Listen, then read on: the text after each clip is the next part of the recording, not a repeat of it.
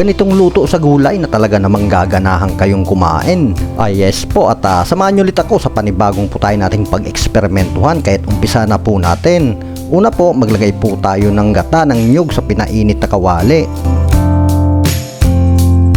At pagsamasamahin na po nating ilagay ang bawang, sibuyas at luya.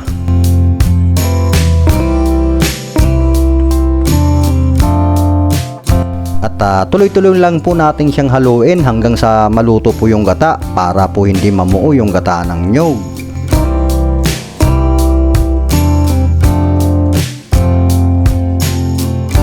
Maglagay po tayo ng kaunting asin. At maglagay din po tayo ng kaunting bitchin. Maglagay din po tayo ng kaunting magic sarap. Pati na rin po kaunting brown sugar. At tuloy-tuloy lang po ulit natin siyang haluin hanggang sa kumulo po yung gata ng nyug. At pagluto na po yung gata ng nyug, ilagay na po natin yung ginayat natin na dahon ng talbos ng kamuting kahoy.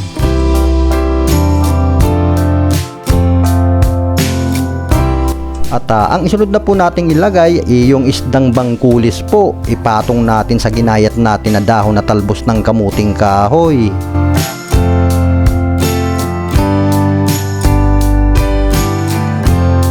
At pagkatapos nating mailagay ng laman ng isdang bangkulis, takpan natin to at pakuluan ng mga hanggang 10 minutes. After 10 minutes, buksan ulit po natin to.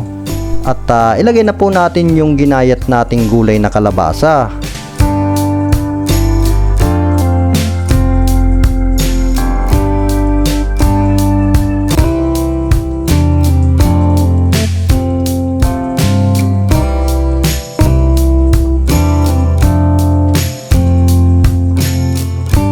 Takpan ulit natin to, pakuluan hanggang sa maluto po yung kalabasa. At pagluto na po yung kalabasa, buksan ulit natin to. At pwede na po nating ilagay yung ginayat nating gulay na talong.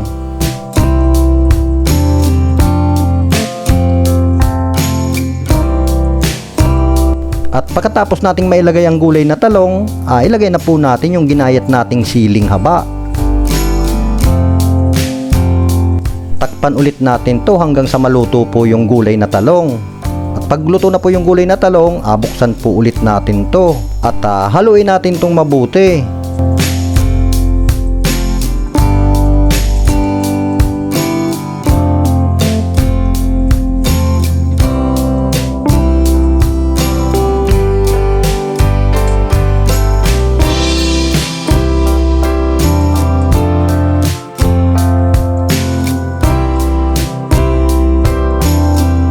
At pagkatapos natin itong haluing mabuti, ilagay na po natin yung purong gata ng nyug. At magantay na lang po tayo na medyo matuyo po yung sabaw niya.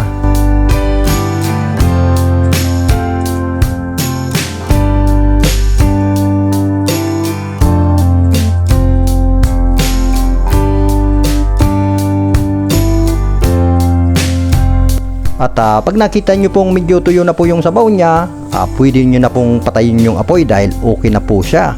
Yan po, mapaparami na naman ang kain natin ito. At sa lahat po pala ng nakapanood na ng video, kita-kits na lang po tayo sa susunod na i-upload kong video. At maraming salamat po.